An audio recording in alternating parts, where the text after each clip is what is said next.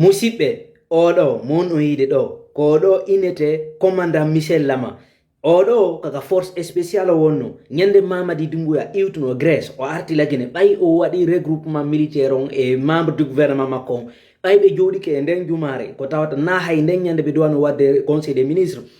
force spécial wonno ko jonnimo konngol ɓe huuɗi ɓe inni kanko si Allah wala no jaɓi ɓe hersintamo ande noon force spécial hoorejo maɓɓe ɗon andi ko Mouhtar Kaba ɗon andi noon kilo no e sengo buy e maɓɓe no tongo hande jogitiɓe mo kala ɗon andi si innama compagnie militaire hino ɗuuɗi surtout si woni commandant de commandement de groupement de force spécial haray noon fewdo ɗon ini jama o no humpa andugol ko honno won noon joni après koko ɓe radi ɓeɗo ko honno wawata nafude Mamadi Doumbouya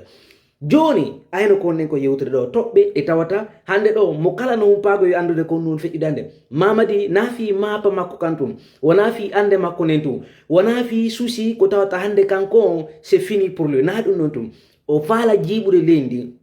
o jiiɓa armée o hay goɗɗo artoyi haray ɓawa makko o hara ko civil jo moɓe tangini on ko on artoyta ɓawa makko haray on tigiri ɓuttinta joni noon ayno ko fokkutude noon par ce que ɓe wii kamɓe ɓe radi ɓeɗo noon mi andina hunde wotere ko o Michel Lama yehi nangi Alpha Condé jungo e jungo par ce que hari kanko nde ɓe arata ɓe waɗa coup d'état on so tawtano Mamadi Doumbouya ina toon nden ñande mum ɓe warayno mo mais ɓay o yi action no woni yarde noon o yehi o nangi Alpha par ce que hari Alpha faalama dogude kankadi o nangi Alpha Mamadi e nde no naata ɓe tawdimo e Alpha e ɓe yettimo ɓe yaltinimo yaasi joni noon fewndo ka fewduɗen ɗo Mamadi Sadiba Coulibaly commandant Aliya e oɗo Michel Lama fewndo ɗo ɓay Mamadi ƴetti laamu ngu 5 septembre o wari to o ƴetti ɓe ɗo ɓattini takko makko Sadiba wuulanano kilo wona ni wulodirede andite noon ko piiji ɗiɗi yowdirɗi won e yewtude ɗo nini fewndo ka fewnude ɗo hari ɗe balle kilo no nanga par ce que ɓe sikkitino kilo surtout ko Mamadi yawno ɗo Grèce ɓe sikkitino kilo hari kilo no nanga joni noon ɓay Mamadi arti o acciti kilo joni o acciti kilo yewta hakkunde maɓɓe ton réunion waɗa piiji buy waɗano ɗe balle ɗo hande ko feƴi kon ka palais Mohammed V yewta tawata ɓeɗo militaire ɓe radiyaɓe tawi ko obligatoire ta ko ma ɓe radiye par ce que hay ardiɗo ɓe on hande kadi o hoolaki ɓe par ce que ko wi Mouhtar Kaba acciti contrôle de o acciti c'est à dire o wala wawde hande kadi contrôle de armée makko ko ɗum waɗi ɓenni si tawi a wawata contrôle de armée ma on e compagnie ma on haray ɗa oblige a démission gol wonta hande kadi la ma ɓe naɓirama nokkugo on say noon kanko Mouhtar Kaba o prometi Mamadi militaire ɓe fo on ɓe ka force spéciale fo huuɗi inni si Allah jaɓi mais hersintama ko ɓe waɗi kon ɓe waɗi kono yoɓe yaafo yo Mamadi yaafo hirti Mamadi on say nomi Mouhtar Kaba o acciti kilo o ari noon hande kadi ɓe yewti hakkunde maɓɓe ton kanko Mouhtar Kaba e Mamadi e kilo en ɓe yewti ton kamɓe wono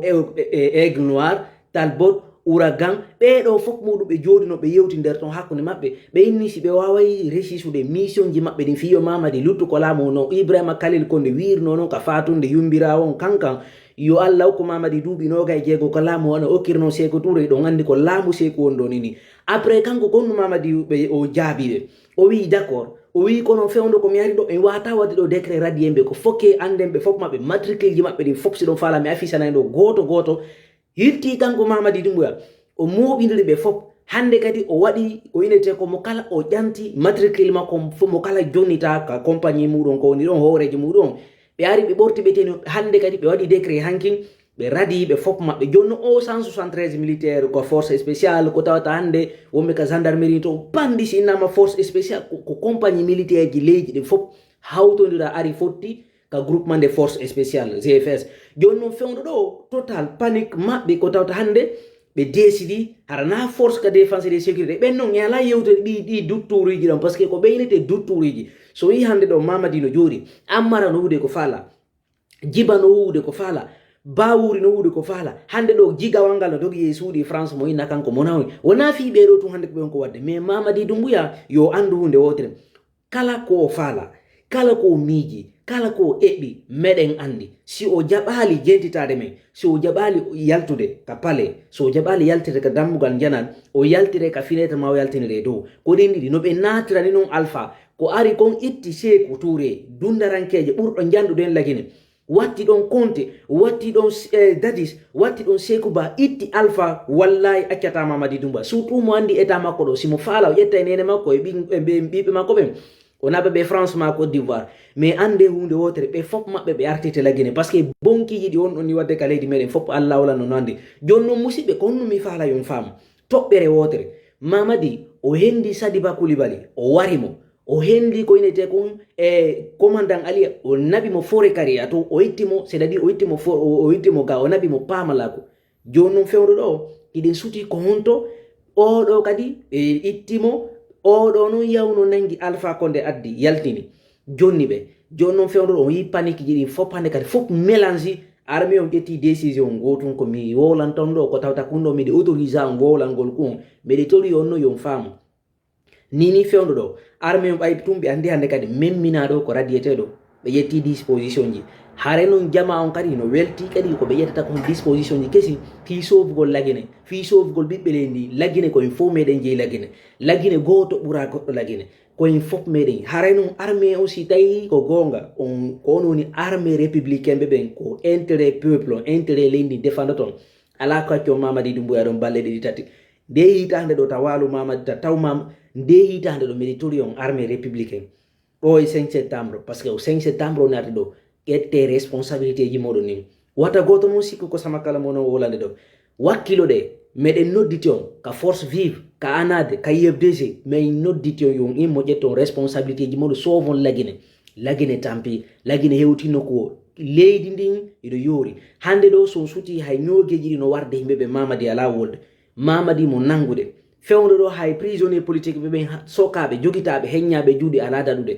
ko on num habbi ɗon Tumba on yiɗɗimmojo moɗon militaire lieutenant commandant ɓe warimo ɓe ittimo yaduna ko on num habbi ɗon on yiiɗo hande ɗo fewdo korji no hoccitede partout e nde leydi meɗen ko num habbi ɗo ara mbiɗe réclame on onon armée républicain anduɓe ko fa lara naɗiya doctoruji wondi ka force de défense et de sécurité wona ɓe wonɓe ka commandement de la gendarmerie wona ɓen noon hay siko ɓen kadi immi kadi ete responsabilité ji maɓɓe ɓe mbeɗe welti kono min habboraki ɓen noon ko ɓe wawata wadde par ce que ɓen noon hiɓe huuli reedu ko tawata noon no wawi wasi ko rewɓe tum par ce que joni ko rewɓe tum ɓe no recrutude ko force ko commandement de la gendarmerie ko rewɓe tum so a yi rewɓe kadi no toon woɓɓe maɓɓe ko ɓurɓe ɓen kadi ko sosoɓe e fulɓe Fuuta ko tawata ko yanugol e maɓɓe tum ɓe jokki nder toon haray yoɓe immoɓe ƴetta responsabilité ji maɓɓe ɗin ko ɗum ɓuuri moƴƴude sina ɗum haray leydi ndi diltoray toon ɓaw économie leydi ndin kadi lanni yande haray mo kala no mari jawle muɗum ɗin haray onon kadi maruɓe jawle ka banque hedditiɓe guere no hettiro mbuko e mon ko joguita ɗo darnen leydi darnen activité leydi ndi doguinaɓe o to yo darno yahoɓe kankan farana partout e nder région ji ɗin darne activité leydi ndi c'est darne activité ji leydi ndi en wawa e famodirde ko honnum woni honnum ka leydi meɗen si wona ɗum en songuitoto o hoore mere wona noon menen wona onon ko en fop meɗen duwa darnude activité leydi ndi famoɓe faami ko momɓe kon wolde si min hendike en foko ɓuuri laaɓude